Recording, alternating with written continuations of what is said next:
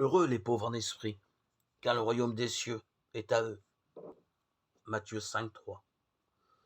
On aurait pu se demander de quels pauvres la vérité avait voulu parler si, en disant heureux les pauvres, elle n'avait rien ajouté sur le genre de pauvres qu'il fallait comprendre. Il aurait alors semblé que pour mériter le royaume des cieux, le seul dénuement suffit, dont beaucoup souffrent par l'effet d'une nécessité pénible et dure. Mais en disant heureux les pauvres en esprit, le Seigneur montre que le royaume des cieux doit être donné à ce que l'humilité de l'âme recommande, plutôt que la pénurie des ressources.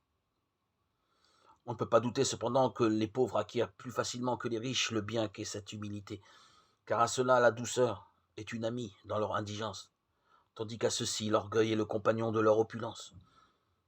Pourtant, chez beaucoup de riches également, on trouve cette disposition d'âme qui les porte à se servir de leur abondance, non pour s'enfler d'orgueil, mais pour exercer la bonté, et qui considèrent comme un grand profit ce qui est dépensé pour soulager la misère et la peine des autres.